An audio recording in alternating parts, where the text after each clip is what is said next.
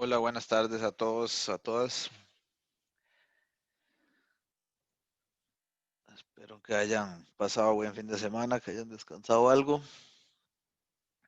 Eh, Quería arrancar la sesión, al final no puse, no compartí un drive con el Excel para ir completando lo de los grupos, entonces les voy a robar un poco de tiempo ahorita empezando la sesión para con la lista de clase poner los números de grupo. Tal vez es la forma más fácil de darme cuenta cómo estamos en cuanto a eso. Entonces, si gustan, los que estén por aquí ya listos, yo sé que ya me mandaron correos, pero si son tan amables, por favor, aquí de irme indicando quiénes son los integrantes de cada grupo. Entonces, adelante, sin ningún orden, por favor. Hola, profe. Hola. Mi grupo somos Bianca Aguilar Macanche. Ok, déjame ver, vamos a buscar a Bianca aquí. Ajá, grupo 1, sí. Mari Carmen Anglada. Vamos a buscar a Mari Carmen.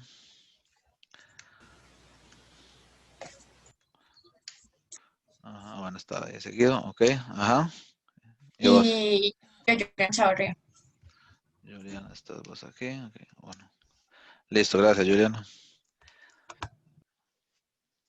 ¿Quién más? Hola, Profe. profe. Bueno. Ahí está. Ok. Alina, adelante, sí.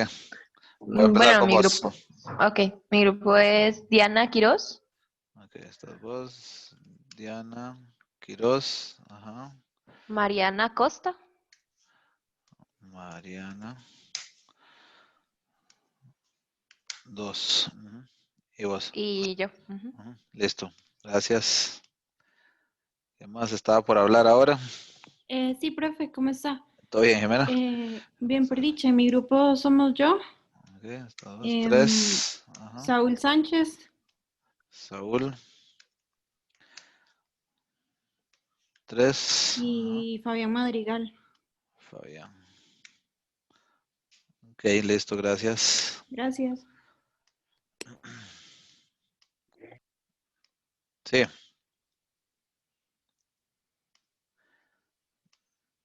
dígame, ¿qué más iba a hablar ahí? Profe, hola. Hola, María. Mi grupo sería María Castro. Ok, María, vamos a buscar otra María. María, supongo que Trejos también, ¿no? Supongo que- No, No, María del Mar Castro. vamos a ver, ¿dónde están ustedes? Ahí está, muchos Marías aquí. Eh, 4, ajá. ajá. Marlon Rojas, creo que es. Marlon. Sí, 4, Rojas. sí. Y yo, María Monaca. Marian, así con... No, María también. Ah, perdón, María Soto, disculpa. No Sí, escuché María María. Monaca sería. Moraga. Supuestamente esta era aquí está, ok, 4. Listo, gracias María. ¿Todo Buenas bien, tardes, profe. Alexis? ¿Qué tal? Está bien, profe. El mío sería María Paula Trejos. Voy a ponerte aquí una vez. María Paula, dijiste. Ajá. Aquí, Nicole. aquí está, 5. Vamos un segundo. Nicole, creo que lo estaba escribiendo con K, así, si no me Profe, es equivoco. ese. Aquí está. Sí, 5. Ah, y Ajá. yo. Y vos ya te puse ahí, Alexis. Sí, perfecto, gracias. Profe. ¿Qué más? Profe, Hola, Diego. sí, en mi grupo sería Gabriela Esquivel. 6. Dame un segundo. Es que empiezo una vez Ujú. para que con el que está hablando. Gabriel. Ok, ok. Gabriela Esquivel. Gabriela. Ujú. Aquí está. 6. Y Jefferson Arias. Y Jefferson. No quiso con una F. Ahí está. 6. Listo, gracias. Profe, Sí, señor. mi grupo sería Andrei Pereira. Un segundo, Anthony, para empezar por vos. Anthony Zamora, 7. Andrei Pereira, Y Felipe Bolaños. 6. Y Felipe Bolaños. Andrei Pereira sería 7. Grupo 7. Ah, sí, gracias. 7, sí. Así hago enredos. Felipe Bolaños, 7. Profe, suave. Profe, suave, que creo que hubo una confusión. No sé si Anthony asumió que estábamos juntos, pero creo que no. Ah, ok. Sí, sí. Andrés acaba de salir del grupo, No, yo ya, bueno, nunca estuvimos. No, está bien. Es que estamos haciendo varios trabajos en conjunto, entonces como que. Ah, ok. Pero Bueno, sí, es que yo ya estaba. entonces, Sino ahora, no sé si Giancarlo. O los digo de una vez. Es que no sé ni qué grupo somos en realidad. Creo que fue no, lo Giancarlo estoy poniendo aquí, los números los estoy poniendo aquí ahorita, pero entonces, bueno, vos serías el 8. Ok, Ajá. sí, con Giancarlo. Suave, para ver si está. Giancarlo Miraut, creo que se pronuncia. Y con Alfonso. Se me olvidan los apellidos. Alfonso. Sí, no recuerdo el apellido de Alfonso, sino que. Pero solo hay un Alfonso, creo. Entonces, Es Alfonso Marín, cualquier cosa. Marín, sí, cierto, sí. Un segundo, aquí 8, Sí, seríamos Alfonso nosotros Marín. tres. Ok, Listo. Alfonso Marín, 8. Ok, entonces grupo 7 le falta noticia, le falta una persona ahorita. ¿Qué más? Profe, mi grupo seríamos yo, José Casanga, Voy a buscarte por el apellido más fácil. Casanga. ujú, Grupo 9. Ajá. Gabriel Herrera, Gabriel. ajá, Ajá. y 9. Adrián Flores. Y Adrián. Por aquí está, creo. Sí, 9. Listo, gracias. Ahora sí, ¿quién me está hablando Profe, ahora? Sí, dígame. bueno, nosotros somos María Fernanda Villalobos. Ajá, vamos a ver. Villalobos, dame un segundo. Villalobos, aquí está. 10, ajá. Daniel Hidalgo. Daniel. Ajá, Daniel Hidalgo. Ajá, grupo 10. Y vos. Y yo. Ajá, ya te puse por ahí. Listo. Gracias.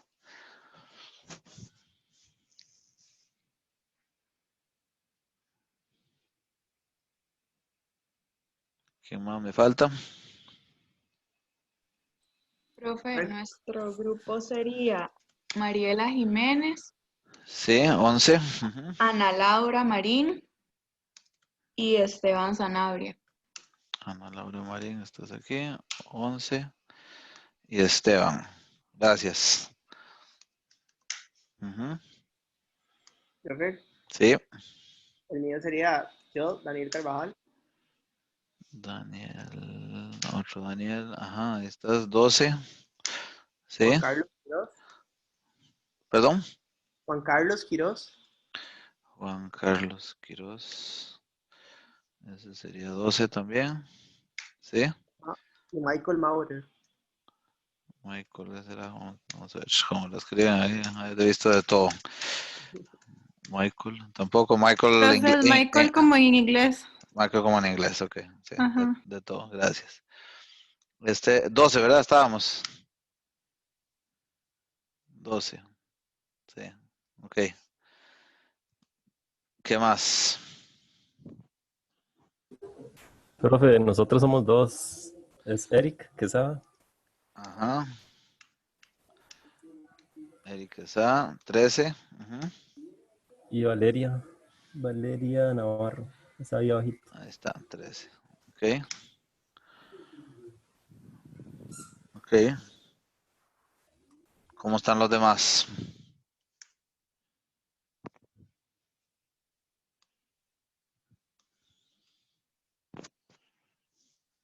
¿Hay alguien más que tenga algún grupo o ya los que quedan aquí son los que falta por asignar? Bueno, voy a ir de nuevo repasando y viendo cómo estamos. Va a ser más fácil. Mejor vamos a hacer esto así.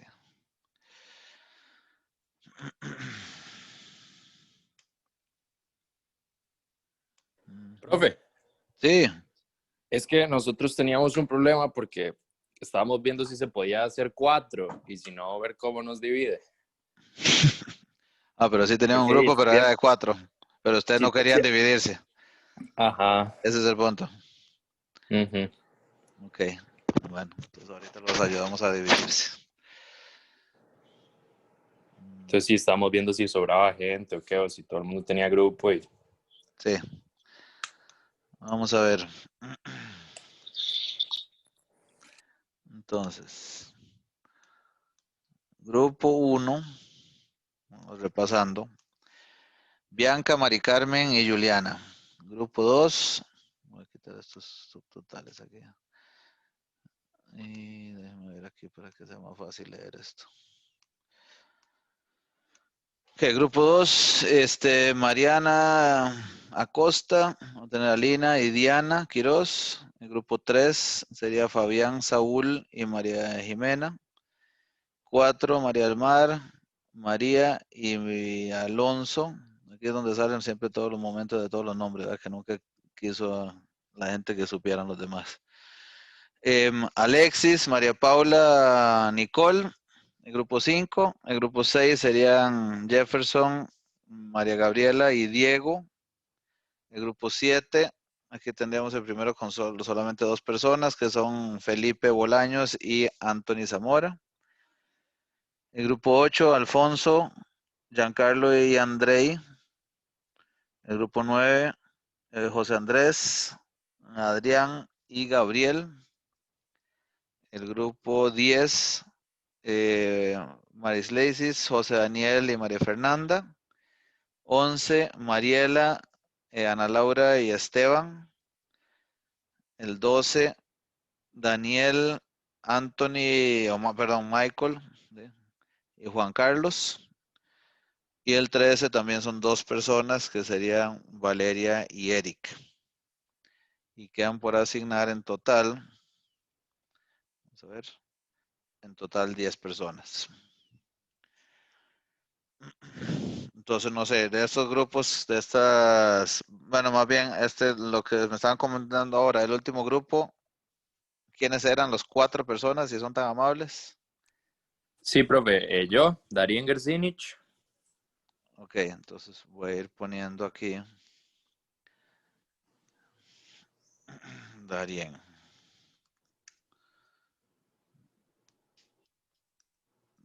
Ahí mismo arribita, Sebastián Con. 14, sí. Abajo también Ernesto González. 14. Y Verónica Morales. Ok. Ok, entonces literalmente ustedes no quieren decidir quién, bueno, obviamente, ¿verdad? Está complicado decidir a quién van a sacar del grupo. Exacto. Bueno, entonces, resolviendo este tema aquí para empezar, vamos a ponerle aquí para hacer con toda transparencia, 1, 2, 3, 4, entre ustedes 4, y vamos a asignar, voy a generar un número aleatorio. Profe, porque si no, podíamos hacer 2 y 2 y agarrar a alguien más. Como ustedes en vez digan. de hacer 3 y Como ustedes 1. digan. Sí, mejor. Ok, bueno. Entonces, sí. ¿Lo quieren decidir Ya ustedes o ahorita- lo asigno yo así? No, ahorita le avisamos entonces con quién. Ok, bueno, mientras tanto, entonces el 14 y el 15, digamos que ya estarían aquí. Voy a actualizar. Por el momento, nada más, así, no porque vaya realmente a implicar algo, voy a cambiar este 15 y este 15. Ustedes me confirman ahora cómo va a ser. Bueno. Entonces, vamos a tener estas personas por asignar y tenemos 4 grupos con 2 personas y 6 personas por asignar. En total, ¿cuántos tenemos? 47. Ok, entonces vamos a tener 15 grupos de 3 y un grupo de 2 personas. ¿Falta alguien aquí, compañeros, compañeras, de todos los que están presentes? ¿Falta alguien o alguien que sepa que en toda esta lista no hay alguien porque no están todos conectados? En teoría son 47, ahorita hay 38 personas conectadas a la sesión. Entonces esto es con la lista de clases. Si alguien supiera si hay alguien más por considerar, pues sería muy bueno.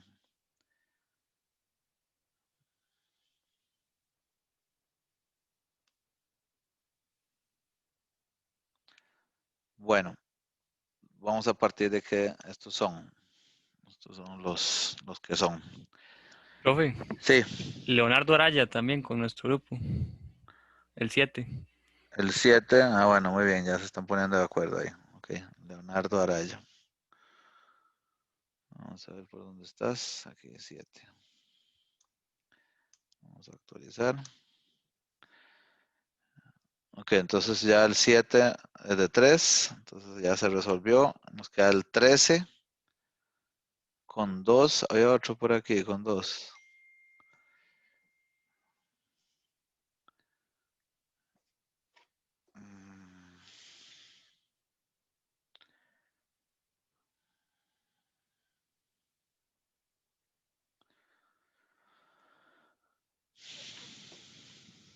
Había otro grupo de una manera, ese era este 13, 14 y 15. Okay, bueno, entonces tenemos 3 grupos con 2 personas. Si digo algo que no está actualizado, me avisan, por favor. Yo sé que todavía está por definirse 14 y el 15 cómo están distribuidos. Entonces,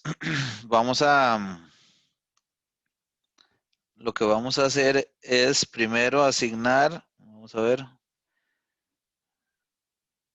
Bueno, más bien de los que ya se formaron, de esos grupos que están aquí, ¿hay alguno que prefiera quedarse con las 2 personas porque ustedes 4, los del grupo 14 y 15 se están dividiendo en 2 y 2? ¿Alguno de esos subgrupos de 2 prefiere quedarse así? Porque al final lo que vamos a tener son un grupo de 2 personas nada más. El resto va a ser de 3. ¿Alguno de esos subgrupos prefiere quedarse con 2 nada más?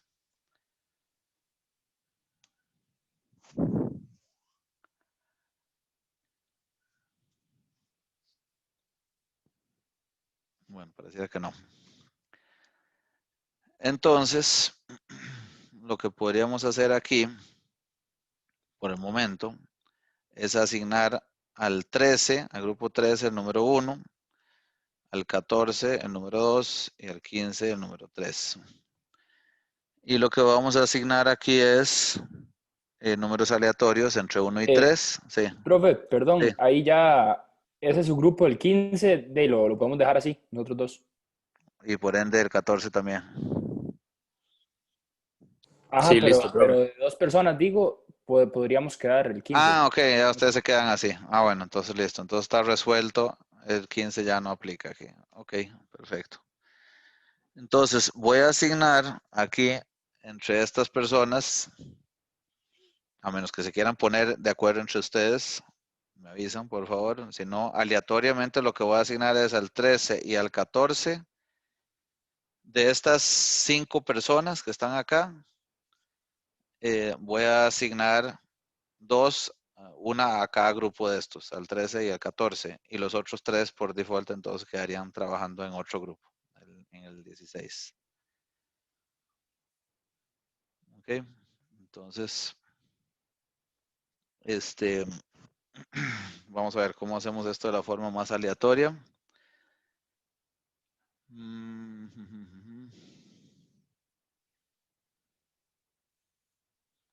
Vamos antes de hacerlo, lo que voy a hacer es generar números aleatorios entre 0 y 2. Si es 0, y voy a ir de arriba hacia abajo. Si es 0, se queda en el nuevo grupo, digamos, en el que vamos a crear el 16. Si es 1, se le asigna el 13. Y si es 2, se le asigna el 14. Y voy a ir en ese orden de prioridad. Puede ser que hayan varios 1 o varios 2. Pero el primer 1 lo voy a asignar al número 13. Ok, entonces voy a generar con los números aleatorios aquí, random. Y vamos a multiplicarlo por 2. Y eso lo vamos a redondear al más cercano. Y voy a generarlo, lo copio para abajo y lo pego como valores después. Vamos, para que sepan. Entonces este no lo vean todavía. Qué suerte. Eso sí no nos va a servir. Ok, entonces, así como está, con este criterio, vamos a asignar. Entonces, quiere decir que Ashley Arce quedaría en el grupo 14, que es el primer 2 que aparece aquí. Y el primer 1 quiere decir que Arlene trabajaría con el grupo 13. Entonces, Ashley trabajaría con Sebastián y con Darien. Y Arlene trabajaría con Valeria y con Eric. ¿Ok? Y de hecho este no lo voy a cambiar. Quedarían trabajando junto a Alejandro Arce, Wilbert y Pablo Granados. Entonces vamos a actualizar la lista ya. En orden, así de buena letra. Ashley se trabajaría entonces con el grupo 14. Ashley.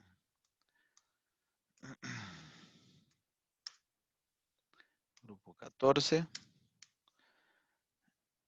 Y dijimos Arlene con el grupo 13.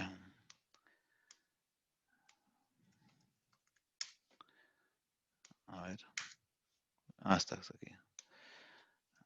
13. Y el resto vamos a filtrar aquí. Permítame un segundo, perdón.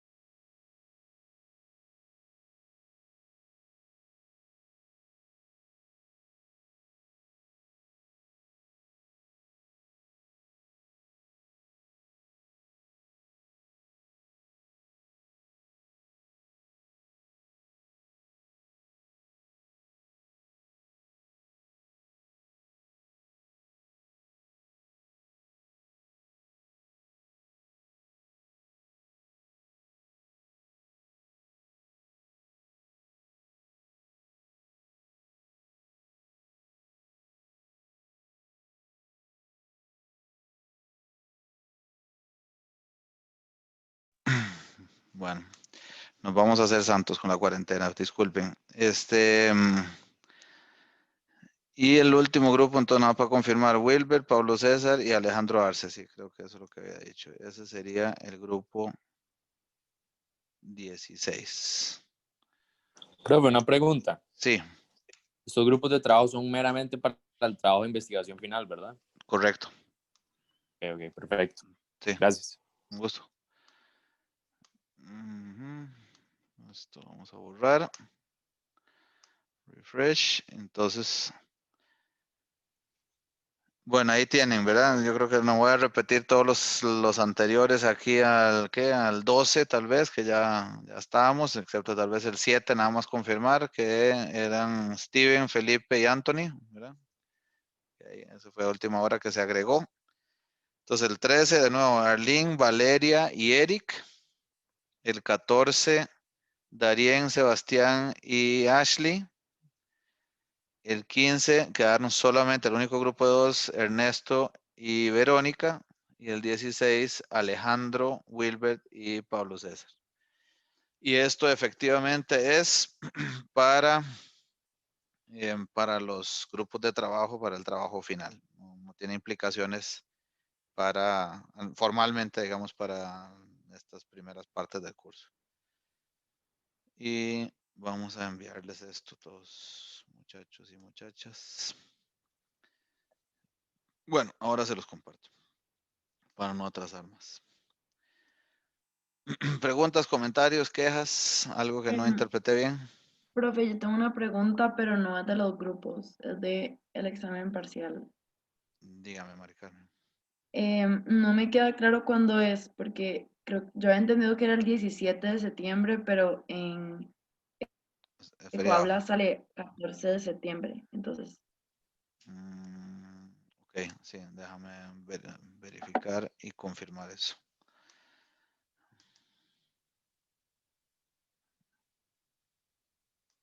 Lo que vale es el programa, en todo caso, Mari Carmen, pero si fuera incoherente me reviso.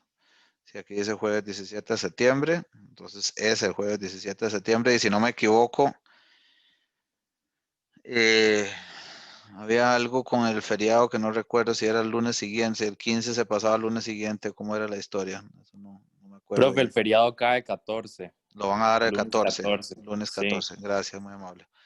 Entonces, déjame ver qué es lo que dice el aula virtual, que es posible que diga algo que no corresponde, y disculpe. Y es que dice que es Dice el 14, sí. Sí, bueno, y tanto abajo. desde el punto de vista que no concuerda con el programa, como que el hecho que es feriado no corresponde, ¿verdad?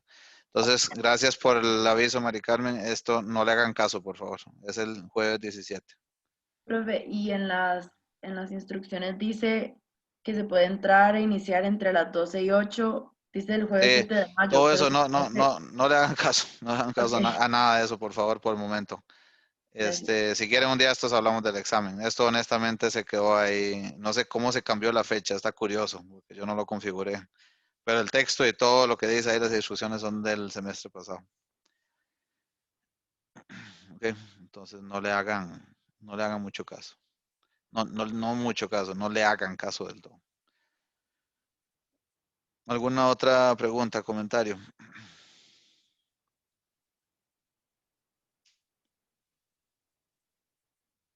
Estamos bien. Bueno, esto es en cuanto a lo del trabajo final, a los grupos, en realidad nada más, en cuanto a los grupos. Ahora le mando un correo con esa tabla para que cada quien sepa qué grupo, qué número de grupo es, y estén muy seguros de cómo quedó al final la conformación de la integración de los grupos. Y yo lo voy a armar obviamente aquí en el Ecoaula también, la pertenencia de cada quien, a cada grupo. ¿Tienen consultas, preguntas sobre, como siempre, ¿verdad? Hasta lo que hemos hecho hasta la clase pasada? Profe, Sí. yo tenía una duda muy pequeña sobre el ejercicio F del 7. Ok, déjeme abrir aquí. Vamos a ver tema 1.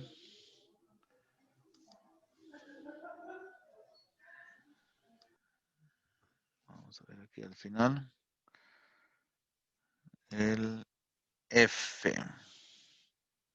Sí. Ok, es que en ese ejercicio lo único que se me ocurrió pensar para que fuera una F Ujú. sería multiplicar arriba y abajo por un medio, pero eh, me quedaría como por ejemplo 2 por una F y no sé si eso es posible. ¿Por qué, pues, puedes explicar un poco el argumento? ¿Por qué decís eso? ¿Por qué tienes que multiplicar por un medio? Sí, es porque para que sea F tiene que estar las chi cuadradas divididas entre los grados de libertad, ¿no? Correcto, Y, ajá. y como arriba es 2 grados de libertad y abajo es 1, entonces de alguna forma tenía que agregarle ese 2. Pero ¿por qué tenés que multiplicarlo? O sea, ¿por qué es de 2 grados la de arriba? Disculpa. Porque es una chi, no sé, dice chi cuadrada de 2 grados de libertad. Estoy Ah, hablando del no. ejercicio Sí. F. Sí, pero es que es x2, no chi cuadradas. X2 al cuadrado, ¿verdad? Ah, ok. Sí. Entonces, entonces nada más como 2 normales estándar elevadas a la 2. Exacto. Entonces son solo Sí, no, ok.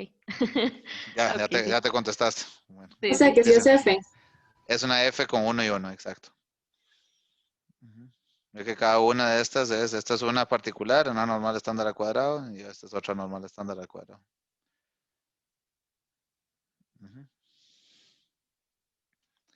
Ok. Bueno, yo creo que me parece muy bien, me alegra, yo creo que ya estamos como llegando a estar en paz con el capítulo este del Garro, por lo que veo. Ok, ¿alguna otra cosa que quieran comentar sobre lo que hemos estado hablando? Sobre lo que hicimos en R la vez pasada, insisto, de nuevo, más lo que concluimos de esa sesión con R, que más que de cómo se hace el código, cómo se escribe o qué otras cosas hay, ¿verdad? Que con mucho gusto lo podemos conversar, pero eso sí podría ser tal vez más como una consulta. Para no, Profe, sí. lo que hablamos, creo que la clase pasada, que era como de ensodgamiento, eficiencia y todo eso, ¿para qué es? O sea, o ¿cómo lo vamos a aplicar? Es como para revisar que algo no Ajá, tenga sesgo, ok. perfecto, Mari Carmen, sí, buenísimo. En eso vamos a empezar hoy, exactamente. Entonces voy a dejar la duda como una introducción para la clase de hoy. No la voy a contestar ya. Diana, ¿ibas a decir algo? No, profe, disculpe, se me activó el micrófono. No, todo bien. Ok. ¿Algo más, compañeros, compañeras? Ok. Bueno, entonces, vamos a empezar a hablar justamente de lo que acaban de preguntar, ¿no? De las propiedades de los estimadores. Hicimos una muy breve introducción con los videos aquellos de YouTube que les había compartido los enlaces. Y ahí ya ustedes hicieron alguna idea, por lo menos, de por dónde anda cada cosa. Y mi intención con la sesión esta de R que tuvimos la vez pasada era sensibilizarlos un poco con respecto al ejercicio de estimación como tal, a la estimación, y recuerden que estamos hablando de estimación puntual. Aquí no nos hemos preocupado por hacer algún tipo de intervalo, ¿verdad? Un rango de estimación, ni hemos hablado, ni hemos estado pensando en que si será razonable que el parámetro tenga X o Y valor. Simplemente, por el momento, estamos preguntándonos cómo haremos para estimar puntual, digamos, con precisión, un parámetro poblacional a través de funciones de las observaciones muestrales, de esa muestra aleatoria. Entonces hablemos un poco más ya, entremos un poco más en detalle en qué son esas propiedades, así como acaban de preguntar, de los estimadores. Aquí, y esta presentación de hecho era la que tenía un poco pensada introducirla o casi que cubrirla la vez pasada. No tuvimos tiempo, en buena hora, muy bien, siempre me alegra que no tengamos tiempo por buenas razones, ¿verdad? Porque la discusión esté bien, porque haya bastantes dudas y bastantes cuestionamientos. Y bueno, ahora vamos a buscar entender todos estos conceptos. Entonces, ya la vez pasada inclusive conversamos un poco sobre el por qué puede ser que yo tenga un error en con una información de la muestra, ¿verdad? Yo tengo esa información de la muestra que son mis observaciones de la 1, 2 hasta la enésima observación. Cada una podría ser considerada una variable aleatoria porque es una muestra aleatoria. Todos para estimar ese parámetro zeta. El zeta techito sub n, o sea, mi estimador, recuerden que tengamos muy presente que zeta techito es esa función de las observaciones muestrales, es mi estimador de un parámetro zeta. O sea, la notación aquí es zeta techito estoy estimando zeta a través de las observaciones muestrales y esa no depende de parámetros desconocidos. O sea, con solamente saber cómo es que tengo que combinar esas observaciones muestrales, así voy a lograr entonces hacer esa estimación. No dependo de más información. Todo estimador, zeta techito, tiene características básicas y eso en general es, esto es retomando básicamente lo que yo espero de alguna forma hayan visto en los cursos anteriores, principalmente en el curso de datos. Las tres características, las tres cualidades que yo necesito describir o resumir de una distribución de datos, ¿cuáles son aquí, compañeros? ¿Cómo hago para poder hacer una descripción, digamos, sí, relativamente exhaustiva de cómo se distribuye una variable? ¿Cuáles son esas tres características? ¿Alguien me podría decir al menos una de esas?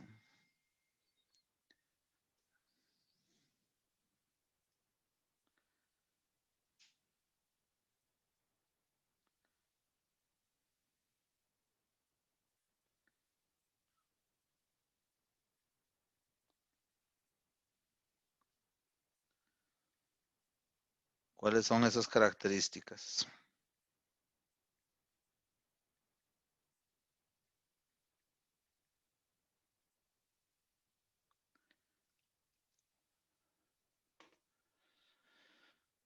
O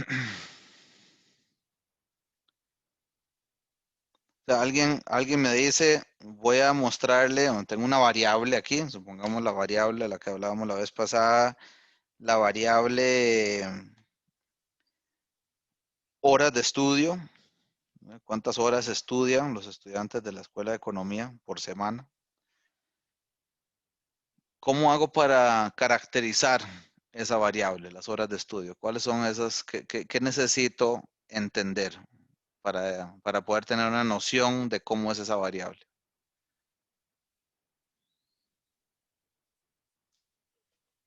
Y no estoy hablando de ningún concepto aquí matemático complicado, nada esotérico. Estoy hablando de algo que teóricamente ustedes vieron en su momento en un curso de datos, o sea, en estadística descriptiva. No sé, como el promedio. Exacto. ¿Dónde está ubicada la distribución, verdad? Eso es lo que llamaban una medida de posición, de tendencia central también, ¿verdad? Me interesaría cuánto es el promedio. Bueno, ¿el promedio es más de como 10 horas o se parece más a un 15 horas o a un 25 horas o cuánto será, ¿verdad? ¿Qué otra cosa interesaría?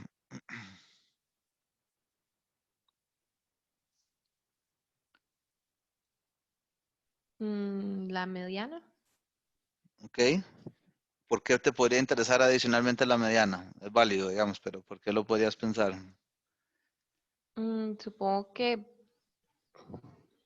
para ver como si el promedio no está como sesgado por un dato como muy alto, muy bajo. Porque alguien estudie muy poquito o muchísimo, ¿verdad? De pronto. Ok, sí, está bien, perfecto. Ese cae en la misma liga, ¿verdad? O sea, en la liga quiero decir, en el mismo objetivo de ubicar en promedio, y voy a usar esta palabra un poco grosera, digamos, en el estadístico, ¿verdad? Decir, el promedio puede ser que el promedio sea mejor representado por una media aritmética o por una mediana, como decían ahorita, perfecto. Esa sería la primera característica. ¿Qué sería la segunda característica que nos interesaría, digamos, para poder describir esa variable?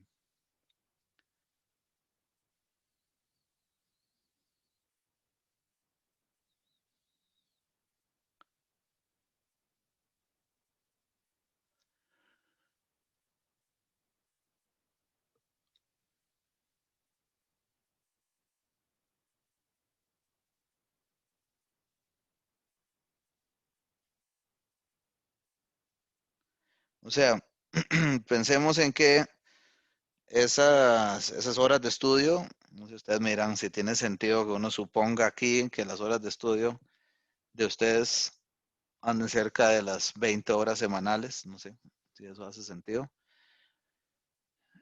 Digamos que no hay valores extremos, no, vamos a decir que la media aritmética anda cerca de las 20 horas semanales.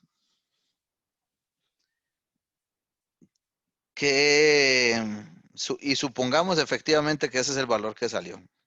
¿Qué es lo primero que ustedes Inclusive lo voy a plantear así, aunque sea un poco informal.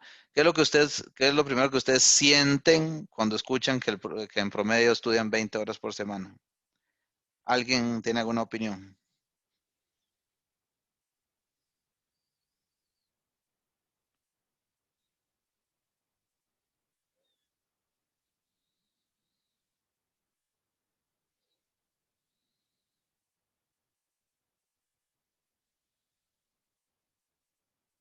O sea, mi pregunta es, ¿cómo lo recibo yo eso? Yo siendo parte de esa población de estudiantes de economía, ¿qué es cómo pasa el filtro literalmente de mi conciencia eso? O sea, eso ¿qué pregunta provoca eso cuando me reportan un promedio de esos? Se está hablando como a nivel subjetivo, qué siente cada individuo con respecto a ese promedio. Adelante, cualquier cosa es válida aquí. Ahora, digamos, ¿qué te provocó a vos cuando yo digo 20 horas en promedio? Y supongo que es una medida, un número meramente cerca a lo que se debería. A lo que se debería, decís, anda cerca de lo que se debería. Sí, Pero supongo. cuando decís debería, ¿querés decir que como que alguna institución docente de su escuela les recomienda estudiar 20 horas? O cuando decís debería, ¿a qué te referís? A que de acuerdo a su carga académica, o sea, Ujú.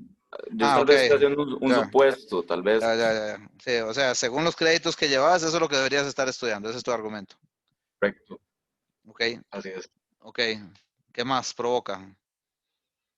Quitemos el deber ser. A mí me provoca solo pensar como saber si estoy encima o abajo del promedio. Exacto, exacto. ¿Verdad? Puede ser, digamos, vos ahí estás como muy analítica, puede ser que alguien más diga jamás. ¿Verdad? Jamás. Yo no sé, yo no conozco a nadie que estudie 20 horas. Y perdón, aquí estoy hablando paja todo lo que quiera, ¿verdad? Pues, perfectamente todos ustedes son muy, muy aplicados y les parece absolutamente razonable eso. Pero supongamos que hay dos o tres que dicen, mira, a mí honestamente me suena muy curioso porque que yo sepa, la mayoría de mis copas estamos, no sé, jugando fútbol, etcétera, haciendo otra cosa y 20 horas no lo veo. Perdón, dame un segundito otra vez.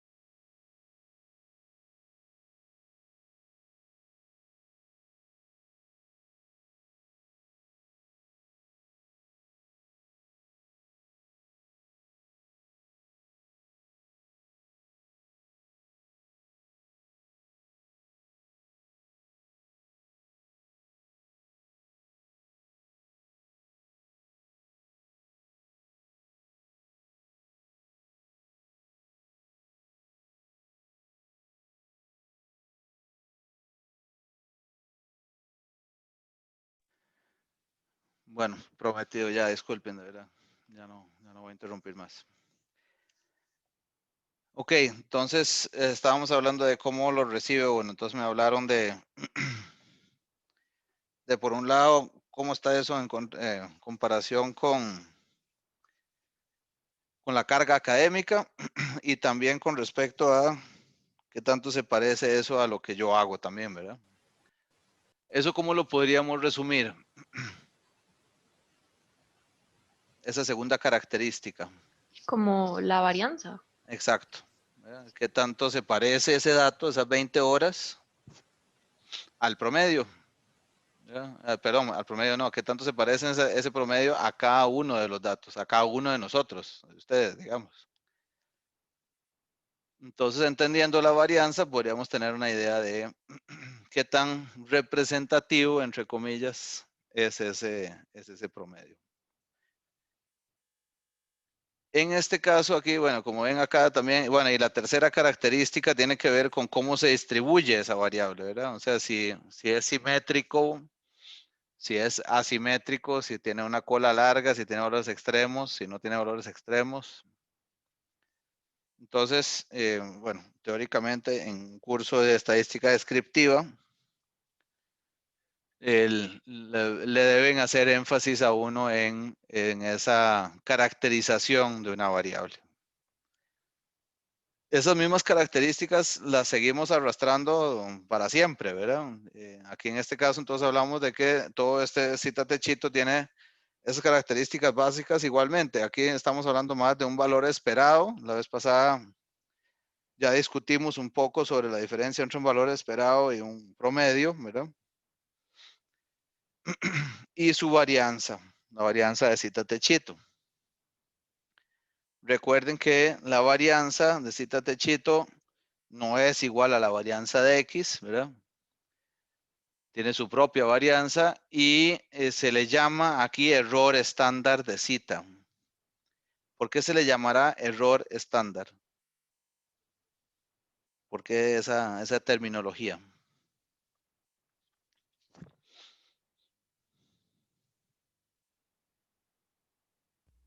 Profe, pero se le llama así a la raíz en específico, ¿no? Sí, perdón, a la raíz de la varianza. Ah, Sí, ok. como a la desviación estándar, sí, de cita. Sí, gracias, de cita techito. Ok. ¿Por qué se la llamará error estándar? Y no desviación estándar de cita techito.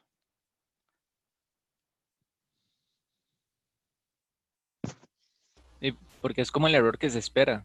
O sea, es algo estimado, no es como algo que se sacó de valores observados.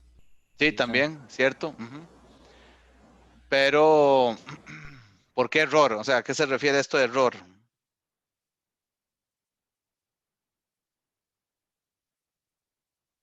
Porque eso es una estimación. Entonces sería como cuánto le faltó para estimarlo correctamente. Para que sea exactamente cita, decís, exactamente. Ese es el punto, ¿verdad? O sea que ve que ahí ya estamos en el momento en que le llamamos de esa forma, error estándar, nos referimos a que por la propia variabilidad, que no tiene nada que ver con el sesgo, ¿verdad? Aquí no estamos diciendo, o sea, esto es producto de una muestra aleatoria, ¿verdad? Por la propia variabilidad, podrían haber diferencias con respecto al valor real de cita, ¿verdad? O sea, podríamos suponer, por ejemplo, que el cita, las horas de estudio promedio en todos los estudiantes de economía son esas 20 horas. Si yo pudiera levantar y preguntarle exactamente a todos los estudiantes de economía.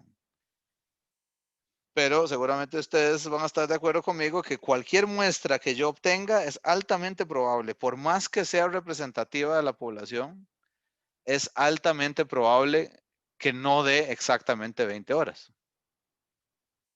¿Verdad? Entonces es la muestra aleatoria, por ser una muestra, va a contener variabilidad con respecto al valor verdadero de cita. ¿Sí? Entonces, por eso lo estamos llamando error estándar. O sea, profe, lo que le falta para hacer cita. Exacto, lo que le falta para hacer cita. O sea, específicamente saqué una muestra y así, como Dios manda, ¿verdad? O sea, realmente yéndome a todos los segmentos y buscando construirlo de la forma que de verdad no tenga un sesgo implícito. Y lo que me da son unas horas promedio de 19 horas. ¿Verdad? Eso no quiere decir que, no, mira, tenés una muestra sesgada. No, no. Perfectamente esa muestra está, como les digo, recogida de una forma de verdad ortodoxa. Y aún así tengo una diferencia, como estás diciendo vos ahorita, de 1 hora con respecto al valor verdadero de cita, que es 20. Hay otra variable, sin embargo, hay otra. Sí. ¿Perdón? Hola, hola. ¿Me escuchan? ¿Me escuchan? Ahora sí. Ahora sí. Ok, gracias. Gracias por avisar. Bueno, les decía que entonces que aunque yo haya recogido de una forma ortodoxa esa muestra, puede ser que ese promedio de 19, esa X barra de 19 horas de mi muestra que recogí, le falta 1 hora para el valor del parámetro, el valor real de la población, que es 20 horas. Pero ese no es propio de un sesgo, sino que es propio de que es una muestra, que es una de tantas posibles muestras. El asunto es que la distribución de los X barra debería permitir que haya valores por arriba del valor verdadero, valores en el valor verdadero y valores por debajo del valor verdadero. ¿Verdad? Que haya una distribución simétrica alrededor del valor poblacional. Alrededor del valor poblacional. Y eso nos está dado por el teorema del límite central. ¿Verdad? De hecho, la simulación que hicimos la vez pasada de esas muestras aleatorias que eran random exponential, ¿se acuerdan, verdad? Esa simulación de esas 1000 muestras, cada una de tamaño 40, nos dio un promedio de los promedios de 5,02, si no recuerdo mal. Y el cita, el promedio teórico de una distribución exponencial, debió haber dado 5. Entonces ahí tenemos justamente una desviación, un error a la hora de estimar cita, propio del hecho de que tenemos muestras aleatorias. Bueno, ese es el concepto el error estándar. A la variable aleatoria, por otro lado, entonces esta cita techito menos cita se le llama error de muestreo. O sea, la diferencia que hay entre cita techito y cita es el error de muestreo total. Y la esperanza, la diferencia entre la esperanza de cita techito y cita es el sesgo. ¿Alguien me podría explicar un poco esa última línea? ¿A qué se refiere eso? ¿Qué entienden ustedes por eso?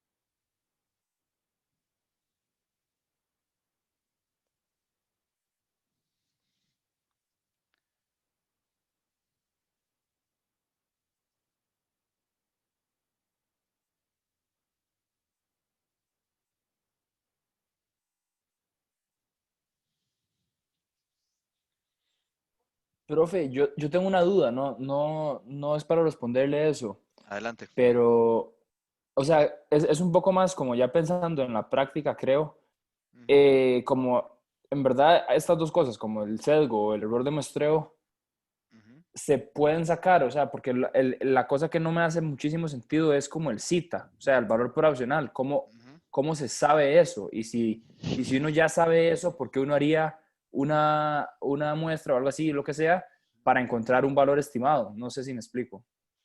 Totalmente te explicas y es excelente la pregunta. Sí.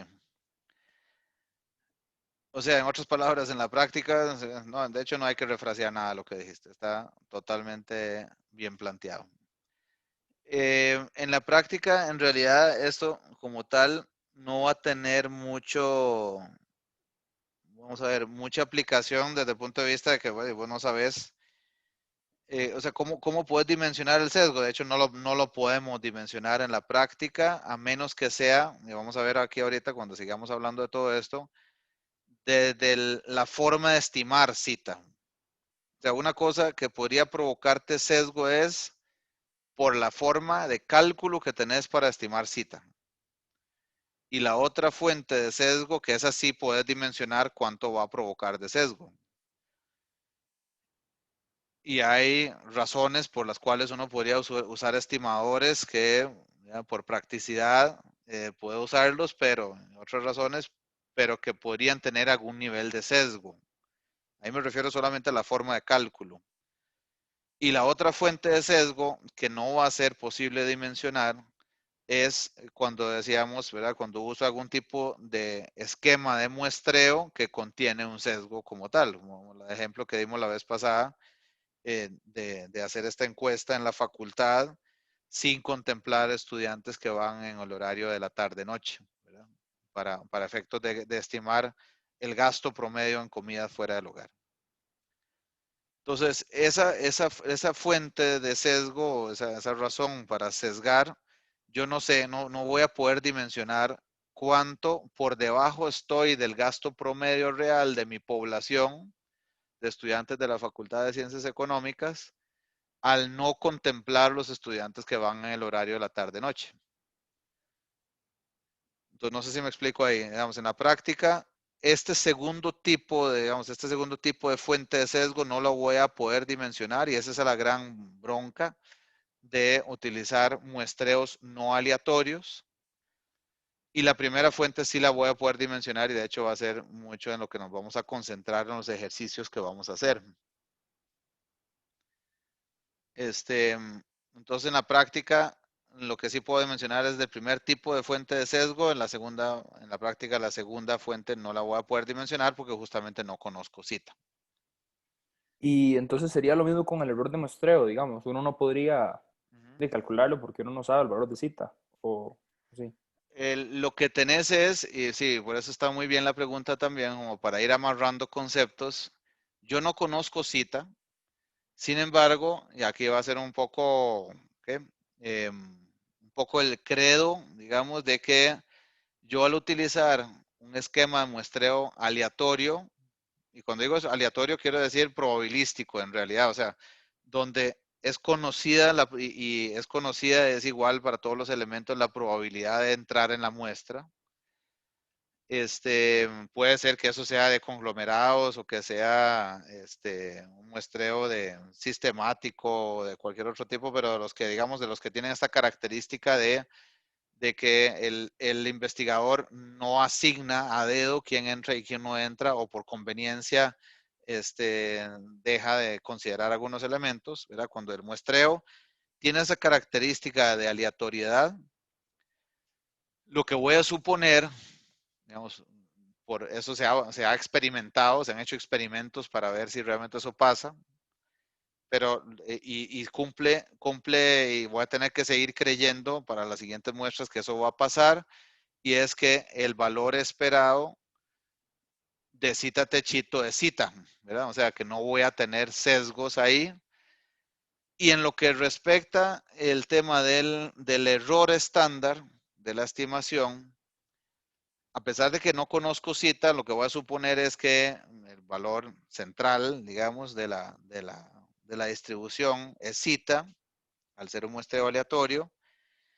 Y aunque no tengo, como en el caso de la simulación que hicimos la vez pasada, 1000 muestras, sino que tengo una muestra, a partir de esa muestra yo puedo calcular mi estimación del error estándar de cita techito.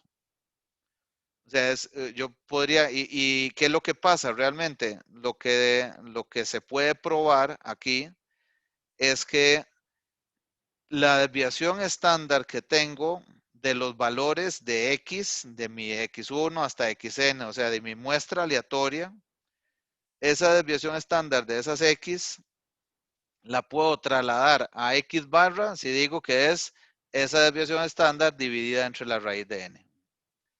O sea, yo utilizo la información de una muestra, de mi muestra, para obtener una estimación del error estándar de cita techito. Y si además le recogí la muestra de una forma, un esquema de aleatoriedad, lo que voy a poder hacer es una estimación al final, no solo puntual, sino por intervalos o hacer pruebas de hipótesis, que es lo que nos queda en las otras partes del curso, que me pueden resumir qué tan buena es esa estimación o no. Sin conocer dos cosas, sin conocer cita, porque nunca lo voy a conocer, justamente como preguntaste, como preguntó el compañero ahora, muy acertadamente, si conozco cita, ¿para qué me estoy entreteniendo con todo este rollo? Sin conocer cita y además sin tener la posibilidad, en sentido práctico, de generar 1000 muestras, sino de tener una muestra. No sé si con eso que estoy comentando les queda más clara la lógica de esto.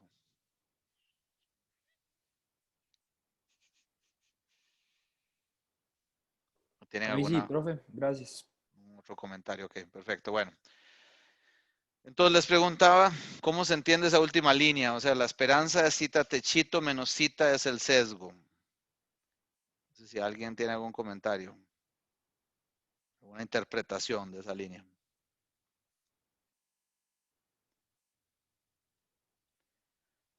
Podemos plantearlo así, más bien, ¿bajo qué circunstancias podría pasar que la esperanza de cita techito no tienda a cita? Bueno, la única forma de que eso pase es que por más que yo tenga una muestra muy grande, imaginémonos, sigamos con la misma idea de esta de la encuesta en la Facultad de Ciencias Económicas, yo podría decir, para que sea más representativo, voy a aumentar el tamaño de muestra. Entonces, cuando aumento el tamaño de muestra, pues más por la ley de grandes números, al final debería tender a mi valor de cita. El valor verdadero de gasto promedio en comidas fuera del hogar. Pero por más que yo siga aumentando el tamaño de muestra, si estoy recogiendo esa muestra solamente en ese horario, porque en el horario de la noche no tengo personal para que me recoja información, finalmente igual voy a tener menos error estándar, seguramente, ¿verdad? Porque voy a tener un poco más de precisión en mi estimación, pero el sesgo se me va a mantener. Correcto, entonces cualquier diferencia entre el valor esperado de cita techito y cita, vamos a referirlo como el sesgo, ¿verdad? Muy bien. Y entonces aquí vamos a utilizar este concepto, esto que dice ahí, SM es el error cuadrático medio de cita techito y es el valor esperado de la diferencia de lo que nos interesa al final, que es la estimación de cita techito para estimar con exactitud a cita, ¿verdad? Entonces cita techito menos cita al cuadrado. Y esa la vamos a descomponer en las dos fuentes por las cuales puede haber diferencias entre cita techito y cita. Y esas dos fuentes, como hemos estado hablando ahora, son, por un lado, la propia variabilidad, ¿verdad? O sea, de cuál es la diferencia entre cita techito y el valor esperado de cita techito. ¿Verdad? Así, tal cual, la definición de la varianza, y aquí también nos queda como claro, bueno, esta muestra que tengo en particular, esta cita techito, ¿qué tan diferente es de un valor esperado de cita techito? ¿Verdad? De un valor central, el concepto de varianza. Y también, vean que ahí se mantiene la igualdad, y también la diferencia entre la esperanza cita techito y cita. O sea que introdujimos aquí la esperanza cita techito en todo esto para poder entender el error cuadrático medio, o sea, la diferencia total entre mi estimación puntual que estoy haciendo y el valor verdadero de cita, entre la varianza y el sesgo, y aquí el sesgo al cuadrado, ¿verdad? Para mantener la igualdad en sentido matemático.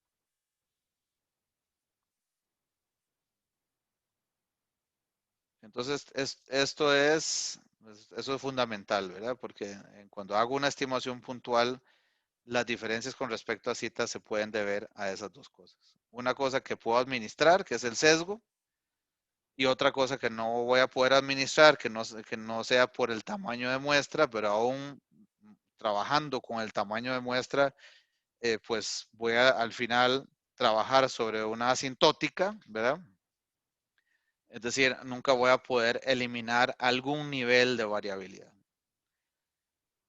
Profe, ¿me puede explicar lo de arriba de varianza de cita techito? O sea, lo de cómo sé que eso es varianza, ¿por qué sé que eso es varianza? Porque siempre, acuérdate cuando a mí me dicen, quitémosle la cita techito, cuando a mí me dicen el valor esperado de x menos mu al cuadrado, ¿verdad? Entonces el valor esperado de esa diferencia al cuadrado es la varianza, ¿verdad? Ok, gracias. Entonces aquí es nada más sustituir x por cita techito. Esa sería como, bueno, la explicación en sentido matemático, pero a mí me precisa mucho que ustedes se lleven las ideas también a nivel conceptual, lo más práctico posible, ¿verdad? O sea, aquí estamos haciendo un poco una acrobacia porque pues esto es la teoría dura de toda esta historia de la modelación estadística. Entonces, pues como muy práctico no va a terminar siendo, ¿verdad? Como ya sospechaban ustedes y ya poco a poco se han ido dando cuenta. Como les decía, la promesa es que para después del primer examen se vaya a poner más tangible todo esto.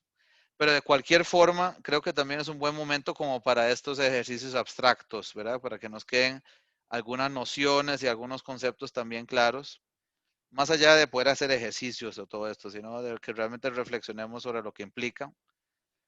Y les decía entonces el sesgo, yo eventualmente, o en la práctica de verdad, yo lo podría administrar y minimizarlo o eliminarlo, ya sea por la forma en que recojo la muestra o por ¿verdad? Por la forma en que estimo mi cita, ¿verdad? Por la forma en que está construido cita techito. La que no voy a poder entonces eliminar del todo es la fuente de la varianza cita techito. Y aquí vamos a hablar mucho de las propiedades asintóticas, hoy no, ¿verdad? Pero vamos a hablar mucho de las propiedades de, bueno, ¿y qué pasa con esa varianza cuando el tamaño de muestra tiende a infinito? Pero sí, desde ahorita les quisiera también decir, ustedes son economistas y de verdad los valoro muchísimo, los valoro mucho a ustedes y los valoro mucho a su profesión por la forma en que piensan y es una cosa que con mis colegas estadísticos de otras profesiones, administradores y demás, hay que batallar muchísimo y con ustedes es muy sencillo hablar de estas cosas. Del famoso trade-off, ¿verdad? Pues es muy bonito hablar de las tendencias asintóticas, ¿verdad? Cuando la muestra tiende a infinito, pero en realidad lo que interesa en este caso, en la práctica, es hablar de la utilidad marginal, ¿verdad? Si quisiéramos plantearlo así, de seguir aumentando el tamaño de muestra para ganar qué marginalmente, ¿verdad? En cuanto a precisión de la muestra. Entonces, tomemos eso en cuenta, ¿verdad? Tomemos eso en cuenta a nivel abstracto por el momento, digamos. Ok, ya por fin, hablemos de las propiedades. Insesgamiento. Entonces, decimos estrictamente que es insesgado, cita techito es insesgado, si la esperanza de cita techito es cita, ¿verdad? O sea, si podemos confiar tranquilamente, o si podemos demostrar de alguna forma que no tenemos incorporado una diferencia entre lo que esperaría que pase como promedio de ese cita techito en tamaños de muestra bien grandes y cita, ¿verdad? Si el promedio, quiere decir si el promedio muestral de la distribución muestral de cita techito es cita. Entonces, tenemos esta muestra aleatoria, x1 hasta xn, de una normal mu sigma cuadrado, ¿verdad? O sea, cada una de estas viene de esa población que tiene esos parámetros, mu y sigma cuadrado. Entonces, x barra es un estimador insesgado de mu. Para probar eso, lo que hacemos es entonces simplemente aplicar la definición y decimos que la esperanza de x barra, tendríamos que probar que ¿qué? ¿Que de cuánto? ¿Alguien que me ayude, por favor? Mu. Exacto. Entonces, bueno, partimos de la definición de x barra, la esperanza de la sumatoria de todos los valores dividida entre la cantidad de valores. ¿Y ahí qué sigue? ¿Qué podríamos seguir haciendo para probar lo que queremos probar?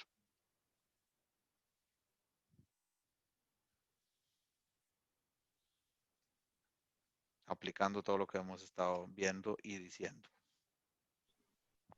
Sacando el 1 sobre n. Exacto. Sacas el 1 sobre n. ¿Y qué más puedes hacer?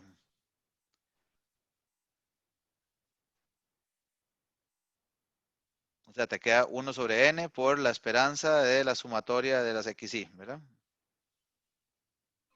Ah, ok. Habíamos dicho que la esperanza de esa sumatoria era n por mu. Exacto. O sea, puedo meter la esperanza adentro, ¿verdad? De la sumatoria. Entonces tengo n veces la esperanza xy. O sea, n mu. Y por ende, al haber sacado el 1 entre n, lo multiplico por n mu y efectivamente la esperanza x barra es mu. O sea, de la forma en que está construido x barra, yo tengo garantía que voy a estar estimando insesgadamente el parámetro poblacional mu.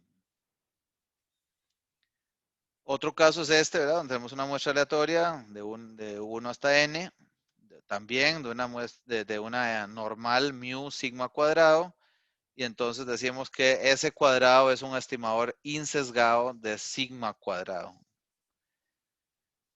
Aquí recuerdan que había que hacer aquí, nada más para recalentar el tema y tener práctica en estas demostraciones. Y lo mismo, ¿verdad? La esperanza de ese cuadrado tendría que dar ¿cuánto?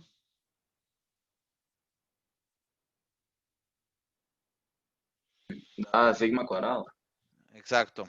¿Y cómo lo opero eso aquí? O sea, ¿qué había que hacer acá?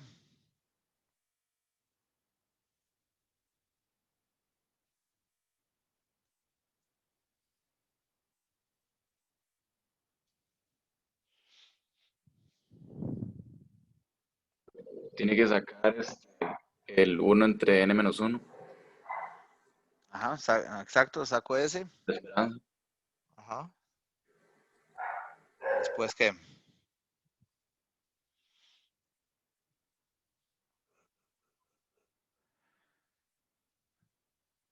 Después distribuye la esperanza entre las dos diferencias que quedan.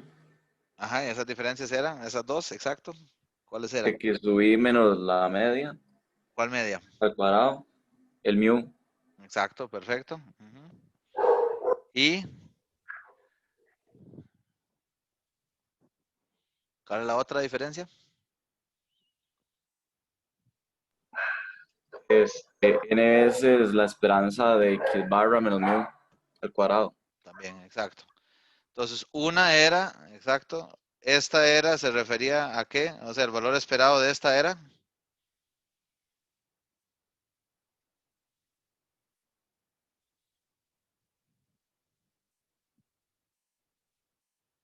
¿A qué se refieren estas diferencias?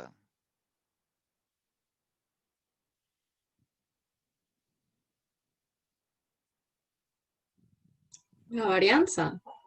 La varianza de, ajá, la varianza de quién. Em,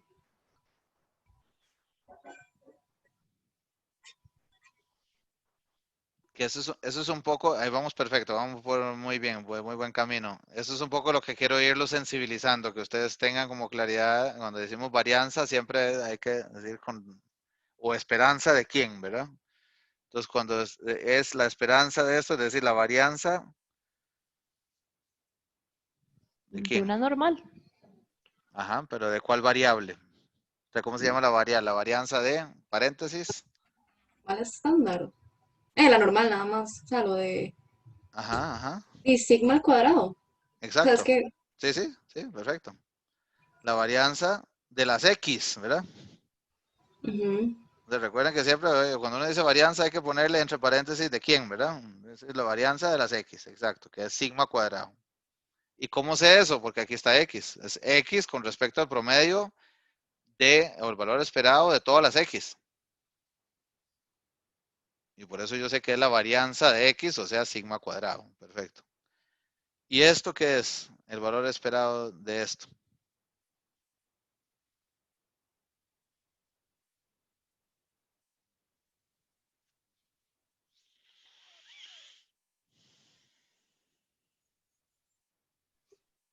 No es como la varianza de X barra. Exactamente. ¿Cuál es el valor esperado de todas las diferencias entre X barra y el promedio de X barra, ¿verdad? Que también es mu, ya lo probamos ahora, al cuadrado. Entonces, esta es la varianza de X barra. Y la varianza de X barra es sigma cuadrado también, ¿verdad? No es sigma cuadrado entre 2. Perdón, entre n. Gracias, perfecto. Es el clásico así como a las 2:20, buen momento para decir algo que no es saber si todos estamos en lo mismo. Ok, entonces así quedaría, ¿verdad? Uno sacaba a factor común el n-1 aquí del sigma cuadrado y quedaba reducido a sigma cuadrado. Esa sería la prueba de que efectivamente el valor esperado de ese cuadrado es sigma cuadrado. O sea, ese cuadrado es un estimador insesgado de sigma cuadrado. Ahora, Profe, sí, dígame. me quedó una duda pequeña, como en las diapositivas anteriores que estábamos hablando de zeta barra, que en un principio pensé que zeta barra se refería al promedio de la distribución muestral. Zeta barra. Ajá, pero zeta techito. Ajá. Esa es la distribución muestral. Zeta techito es estrictamente tu estimador de zeta, ¿verdad? O sea, es como X barra, este es X barra y este es mu.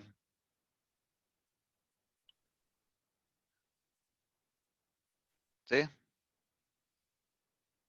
Sí, sí, es que me surgió duda porque como lo estaba pensando, cuando después puso la esperanza de zeta barra, era que no entendía porque pensé que era lo mismo, pero... Sí, no, la esperanza de zeta techito, teóricamente, sí, de hecho, si es insesgado debería ser zeta, ¿verdad? Pero si tenés un sesgo, entonces, por más que aumentes el tamaño de muestra, tu valor esperado no va a tender a zeta.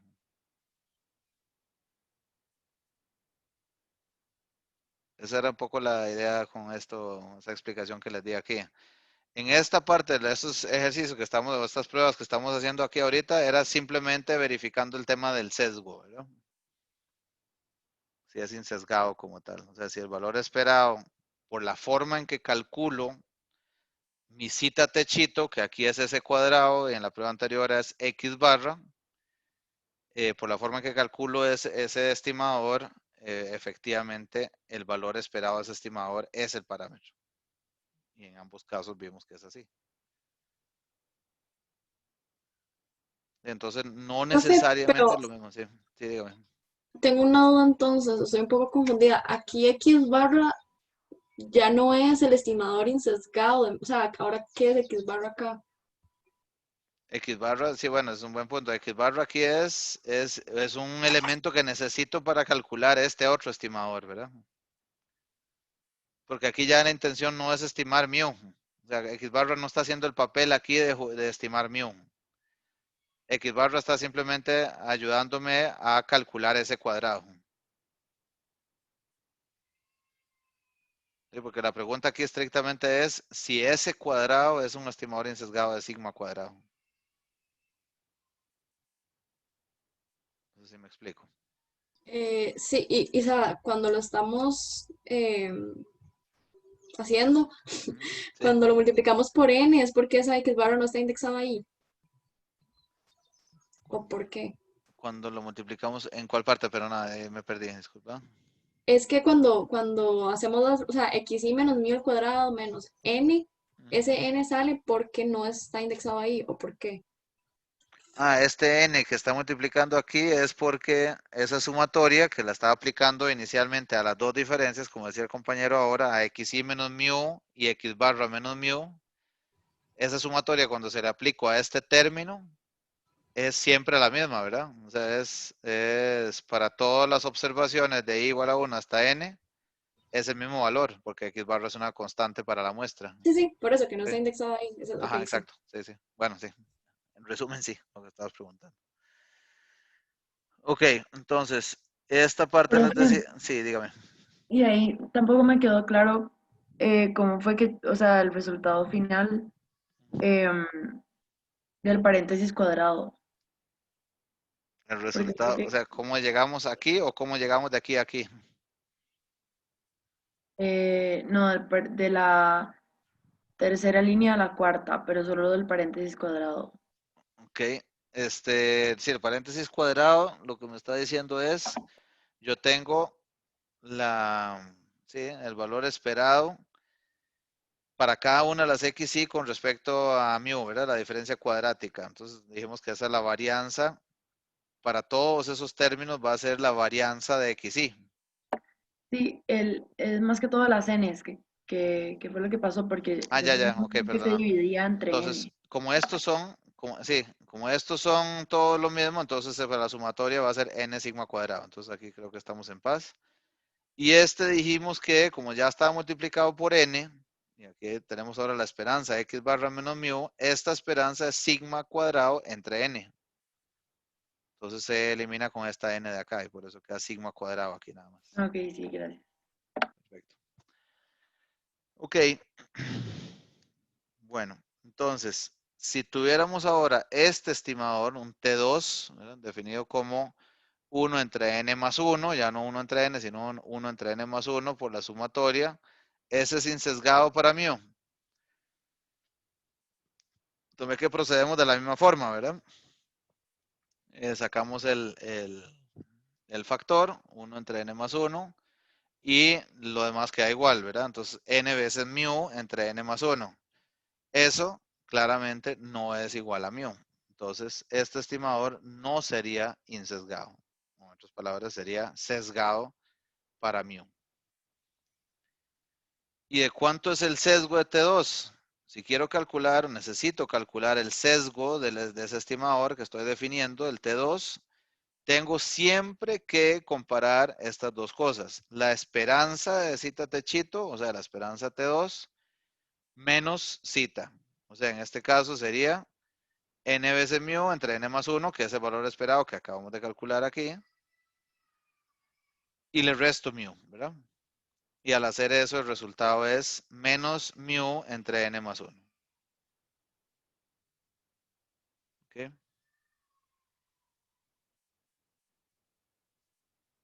Bueno, eso es insesgamiento. Eficiencia, la eficiencia se refiere más bien a o sea, ve que esto, en otras palabras, tiene que ver un poco, lo del insesgamiento tiene que ver más con la posición como tal, ¿verdad? O sea, qué tan exacto, o sea, dónde está posicionado, dónde está el valor esperado, pues. No incorporó de ninguna forma la variabilidad. La característica o la propiedad de eficiencia sí la va a tomar en cuenta. De hecho, se refiere a eso, ¿verdad? Entonces, lo que sí necesita en primera instancia es que cita techito sea insesgado. Y una vez que probamos eso, podríamos entonces preguntarnos, o más bien tener que probar que la varianza de cita techito de ese estimador que estoy utilizando ahora sea menor o igual a la varianza de cita, no sé cómo quieran decirle, cita tilde, digamos, donde cita tilde es cualquier otro estimador insesgado de cita. Cualquier otro estimador insesgado de cita. O sea, quiere decir, en otras palabras, quiere decir que nuestro cita techito sea un estimador de varianza mínima, ¿verdad? No hay ninguno otro que tenga menor varianza que ese estimador que estamos utilizando. Entonces, le llamamos, si obtenemos eso como consecuencia, le llamamos un estimador insesgado de varianza mínima de cita. EIVM, esa es una terminología en español. Los símbolos. Profe, Sí. cuando dice a cualquier otro, ¿se refiere que tiene que ser menor que todos los otros estimadores insesgados de cita o que solo uno? Así es. Así es. Digamos que yo me podría poner necio aquí y decir, mira, yo me encontré uno aquí, ¿verdad? En el libro número 583 de la biblioteca Tinoco, ¿verdad? Y aquí apareció un estimador que es menos variable que este que estás utilizando. Entonces, no es de varianza mínima ese que estás utilizando. Entonces, bueno, por el momento, esa es la definición ahí. ahorita volvemos a esa discusión. Está muy bien lo que acabas de preguntar. Nada más este concepto antes de empezar con esa discusión. Eficiencia relativa, o más bien, bueno, antes de llegar a ese. ¿Qué les incomoda de esa definición que acabo de dar? Porque no quisiera más bien hablar de eficiencia relativa antes de decir esto. ¿Qué les incomoda?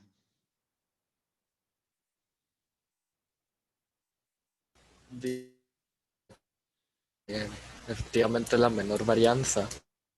Exacto.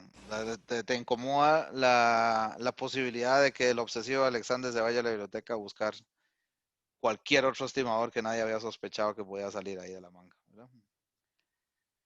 O sea, esa definición es muy poco práctica, ¿verdad? Muy, muy poco práctica.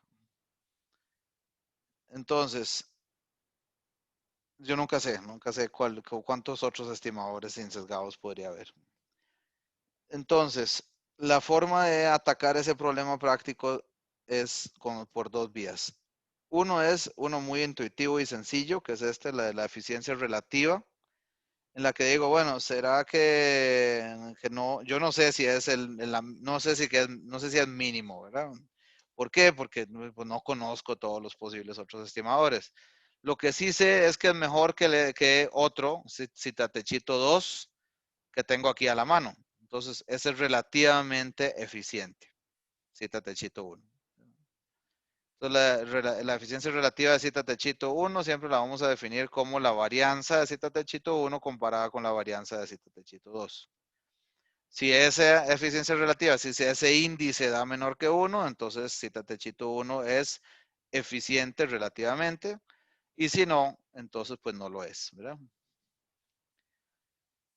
Sin embargo, esta definición pues es medianamente útil, ¿verdad? Porque pues al final solo estoy hablando de un set de estimadores que son los que tengo a mano. Podrían haber otros siempre. Entonces necesito otro concepto. Y este concepto de esta demostración que mereció sus premios en su momento, ¿verdad? De los señores Kramer y Rao, son los que me dan una cota, ¿verdad? Un límite en la cola inferior, ¿verdad? O sea que no podría, un criterio a partir del cual yo podría saber cuál es el mínimo que podría alcanzar la varianza de un estimador.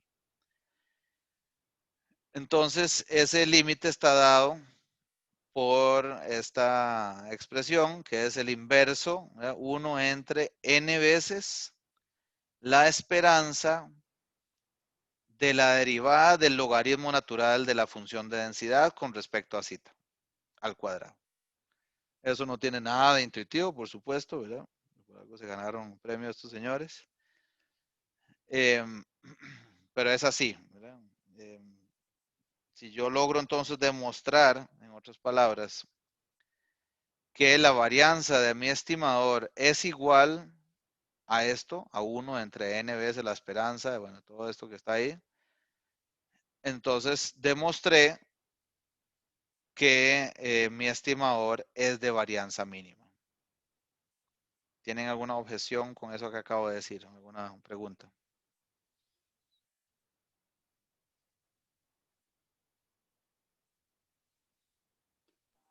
Que si es igual, significa que es de varianza mínima, es lo que dijo. Exacto, exacto. Ok, gracias. Eso quiere decir que eventualmente podrían, si yo digo eso, ustedes podrían venir con 5 o 6 estimadores más que también tienen la misma varianza que esta cota inferior de Kramer-Rao. Y eso no quita que el mío sea mínima también, ¿verdad? O sea, todos esos tienen varianza mínima. Si es que todos cumplen esta, eso no quiere decir que solo un estimador podría tener cumplir esa cola inferior. Lo que sí quiere decir es que no va a haber ninguno que tenga varianza menor. O sea, es ya estrictamente lógico, ¿verdad? Equivalentemente a utilizar esta cola inferior que les mostré aquí arriba, es utilizar la segunda derivada o menos n veces la esperanza de la segunda derivada de este logaritmo natural de la función de densidad de x. Es equivalente, ¿verdad? Puedo utilizar esta expresión para hacer esa comparación con la varianza o puedo utilizar esta primera derivada. Solo que en este caso tengo que tomar en cuenta que es la esperanza al cuadrado, de esto que está aquí, de lo que sea que resulte acá como la derivada, al cuadrado.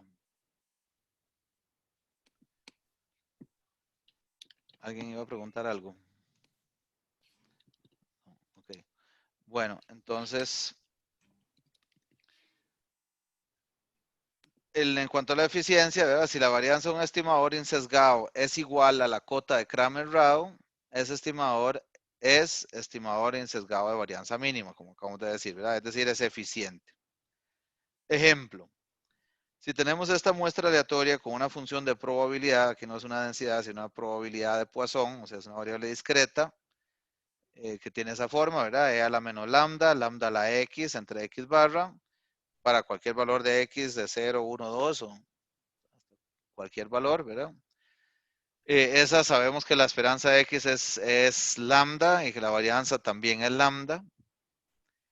Entonces, sea t igual a x barra, un estimador de lambda también. O sea, cuando recogemos una muestra de esta población Poisson, vamos a utilizar el promedio de la media aritmética de las x para estimar el valor de lambda. Y tenemos que probar aquí que t es un estimador insesgado de varianza mínima de lambda. Entonces, ¿cómo hacemos eso? ¿Qué es lo que tenemos que probar en primera instancia?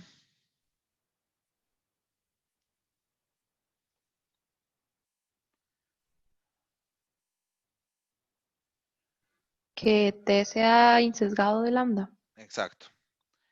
Entonces, bueno, aquí no los voy a aburrir mucho más, ¿verdad? Ya ustedes saben más o menos cómo es la dinámica. Saco el coeficiente, sumatoria de las esperanzas de x y, todas son lambda, n veces lambda, y entonces me queda lambda como valor esperado de t. Entonces, en primera instancia podemos probar que x barra es insesgado de lambda. Check, ¿verdad?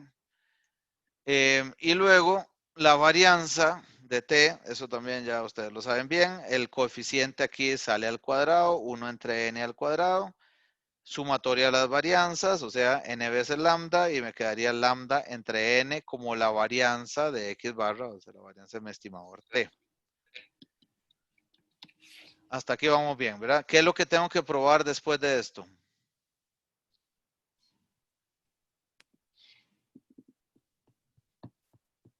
Que esa varianza sea igual o mayor que la cola inferior de Kramer. Ojalá que sea igual a la cola inferior, exacto, ¿verdad? Si es mayor, pues estoy mal, ¿verdad? O que no podría decir que es mínimo. Entonces, la cola inferior de Kramer-Rao, no sé por qué se quedó esto aquí, así, no sé si ustedes pueden ver, está aquí al final abajo, pero bueno. Entonces, lo que me dice la cola inferior de Kramer-Rao es que tengo que obtener primero el logaritmo natural de la función de probabilidad en este caso, ¿verdad? Que aplicando esta era e a la menos lambda, entonces es menos lambda. Y luego era lambda a la x, entonces queda x logaritmo natural de lambda. Y dividida entre x factorial, ¿verdad? Entonces es menos logaritmo natural de x factorial. Y a esta le voy a sacar la derivada con respecto a lambda, ¿verdad? Entonces la derivada aquí sería menos 1, y el valor esperado de eso, ¿verdad? Entonces el valor esperado es menos 1, más, y aplicándola a esto, sería x entre lambda, ¿verdad? Al cuadrado. ¿Ok? Entonces, en general siempre cuando estén trabajando ustedes con este concepto de la cola inferior, y cuando usamos la primera derivada, cuando nos piden el valor esperado de lo que sea que haya aquí adentro al cuadrado, ¿qué es lo que deberíamos buscar que pase adentro? O sea, ¿a qué se nos parece esto, la esperanza de algo en paréntesis al cuadrado?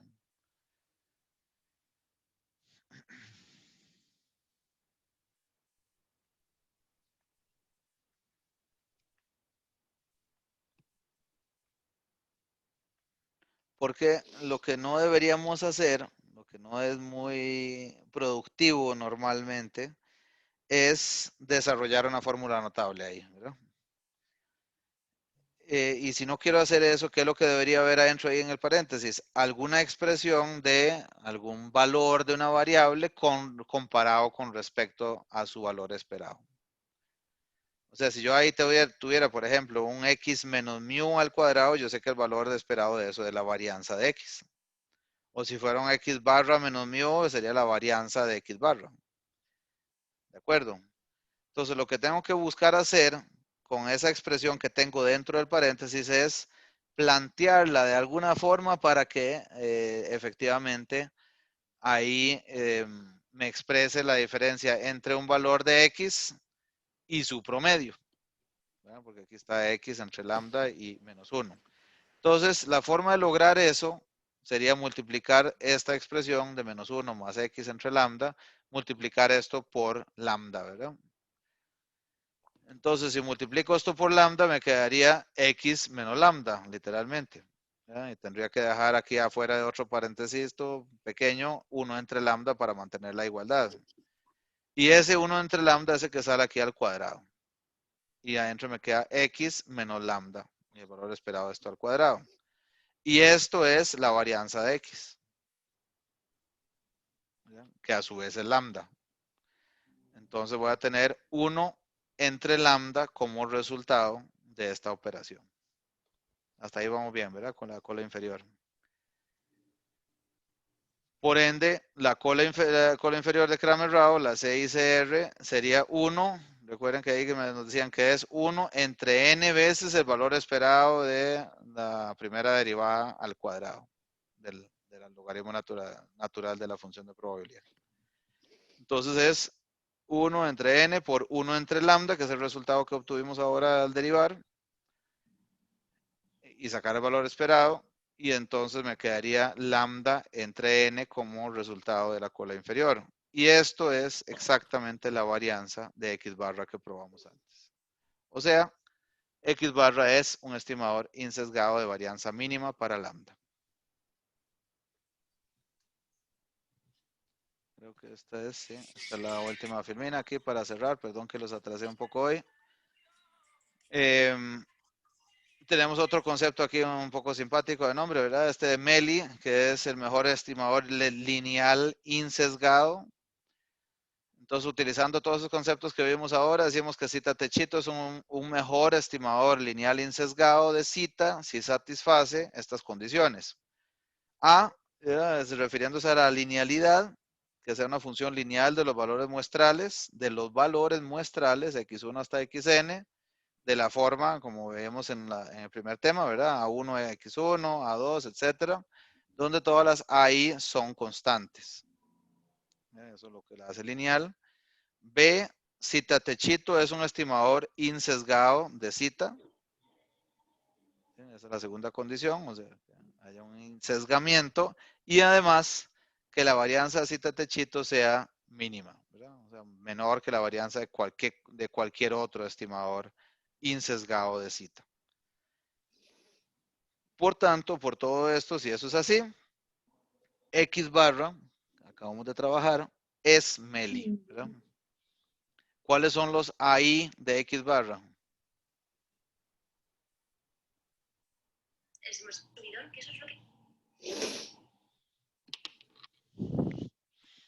Vamos, última pregunta.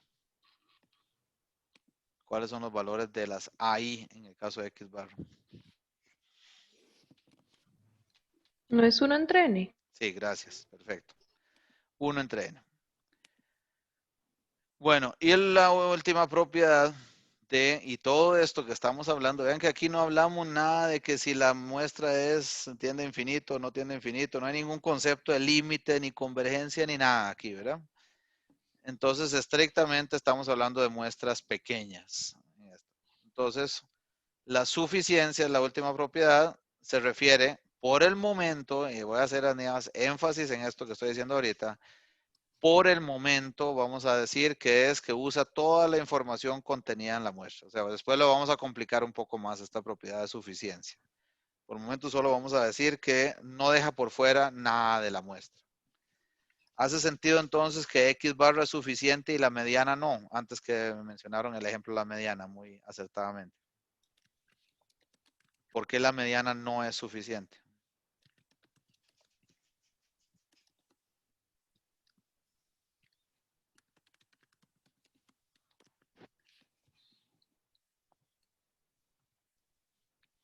Ya terminamos con esto hoy. Ayúdeme nada más con esa respuesta.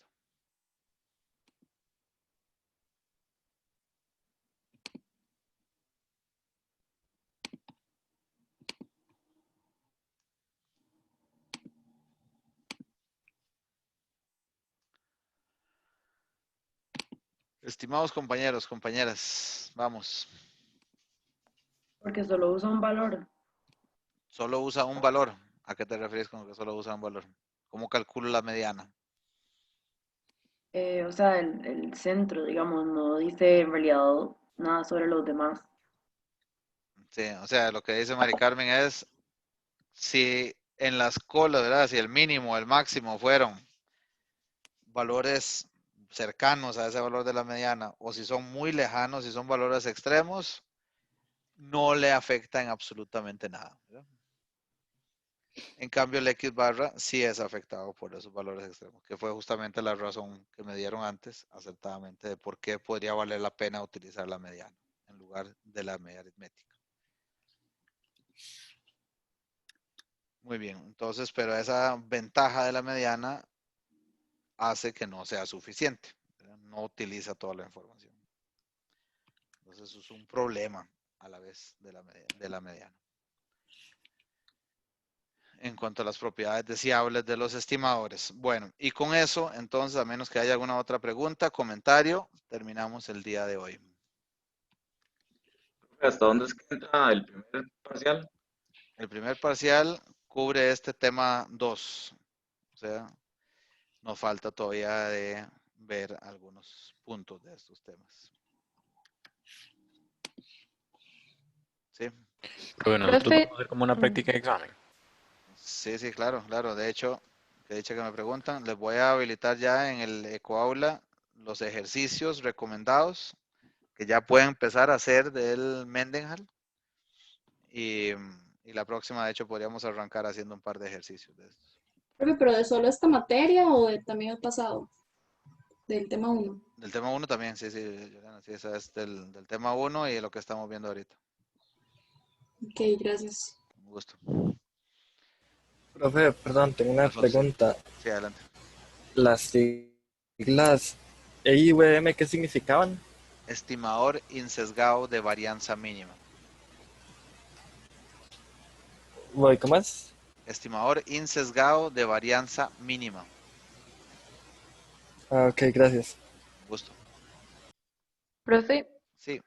en la práctica pasada que teníamos, usted había sugerido que hiciéramos, bueno, que no hiciéramos ni el 5, ni el 3, ni el 1, si no me Sí. equivoco. Pero ese era no hacer del todo o solo, o sea, sí podría venir algo así. No, no, no, no. No te preocupes ok. por eso. Sí, no. Gracias. Más bien ya enfoquémonos, si quieren, a menos que todavía no hayan podido hacer la práctica que les recomendé ahí, enfoquémonos en lo que les voy a subir de ejercicios recomendados del Mendenhall, por favor. Ok, entonces sí, traten por favor ya de ir arrancando con algunas de esas secciones, ahí van a notar de lo que ya hemos hablado, cuáles aplican, sobre todo los que tienen que ver con insesgamiento y eficiencia. Los ejercicios que voy a subir ahí, no tenemos toda la materia todavía para ver todos, ¿verdad? Pero ustedes ahí mismo se van a dar cuenta de cuáles sí ya tienen información como para ir arrancando. Bueno. Profe, los que va a subir son del tema 2 o de los dos temas. Sobre todo del tema de más, lo voy a mostrar aquí. Aquí está. Voy a subir estos, entonces son del Mendenhall. De hecho, de los que estamos viendo, me parece que podrían hacer estas dos secciones. Y el garro, bueno, están las que ya les había dicho.